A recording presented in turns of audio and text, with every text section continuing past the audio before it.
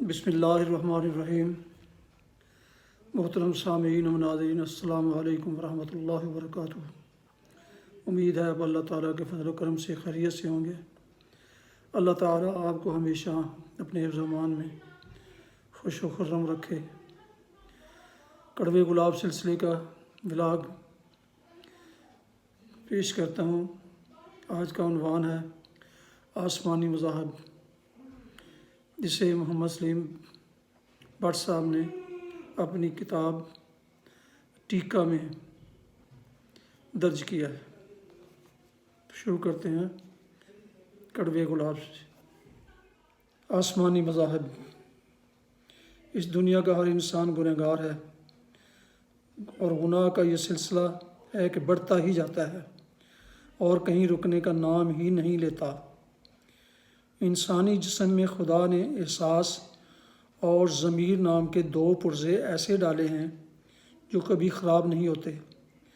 جب سلسلہ گناہ حد سے بڑھ جاتا ہے تو پھر یہ تنگ کرنا شروع کر دیتے ہیں، اور گناہ کا یہ پھیر جوں جوں ہیکٹر سکیل پر اضافہ شروع کرتا ہے تو ضمیر اور احساس مل کر انسانی طبیعت کو مضمحل کرنا شروع کر دیتے ہیں۔ ضمیر کی یہ خلش اور گناہوں کا احساس جابر سے جابر انسان کو جھنجھوڑتا ہے۔ اسی ذہنی کیفیت میں انسان ادھر سے ادھر، دائیں سے بائیں اور اوپر سے نیچے ہاتھ پاؤں مارتا ہے۔ جب سکون ناپید ہو جاتا ہے تو آخرکار مذہبی عبادتوں کا سہارا لے کر اپنے آپ کو پرسکون اور ہلکا کرنے کی کوشش کرتا ہے۔ دنیا میں بے شمار مذاہب ہیں اور ہر مذہب کی بے شمار شاخیں ہیں۔ یقیناً ہر مذہب اور اس کی شاخ کے پیروکار اپنے عقیدے والے مذہب کو ہی دنیا کا سچا ترین سمجھتا ہے، لہٰذا اس کو یہ حق دینے میں ہی سب کی عافیت ہے، کیونکہ جیسے کسی کا من چاہے وہ کرے، یہ اس کا ذاتی معاملہ ہے۔ کسی کو دوسروں کے معاملات میں ٹانگ نہیں اڑانی چاہیے،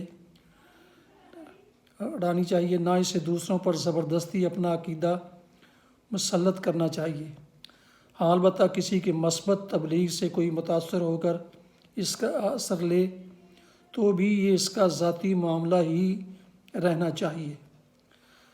تمام مذاہب کی لسٹ میں 3 ایسے ہیں جن کو آسمانی مانا جاتا ہے، وہ ہیں یہودیت، عیسائیت اور اسلام۔ تمام الہامی کتابوں میں ان کا اشارتاً نہیں بلکہ واضح ذکر موجود ہے۔ اسلام ان تمام مذاہب کا احترام کرتا ہے، یہاں تک کہ مسلمانوں کو اہل کتاب سے شادی کی اجازت بھی ہے۔ مقام افسوس ہے کہ پچھلی چند صدیوں میں زیادہ جنگ و جدل ان مذاہب کے پیروکاروں میں ہی ہوئی جو آج تک جاری ہے، چاہے یہ سرد جنگ کی صورت میں ہی ہو رہی ہے۔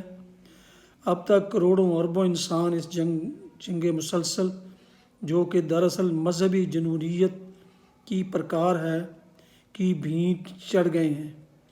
اس کے پیچھے گاہے بگاہے کیا کیا عوامل کار فرما رہے، ان کا ذکر یا ان پر بحث فضول ہے۔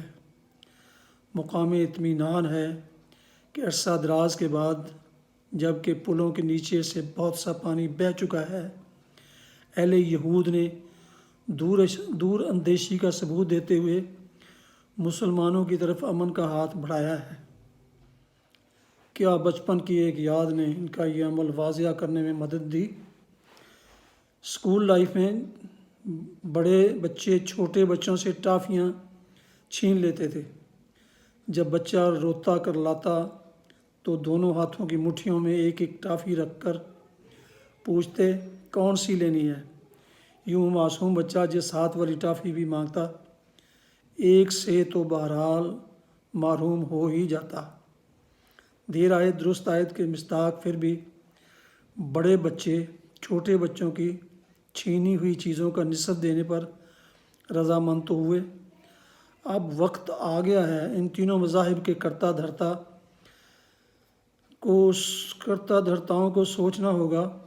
انسانی بھلائی کا سبق دینے والے مذاہب کے پیروکار انسان دشمنی پر کیوں اترے ہوئے ہیں، یا پھر کسی غیر محسوس طریقے ان کو کون لڑوا رہا ہے۔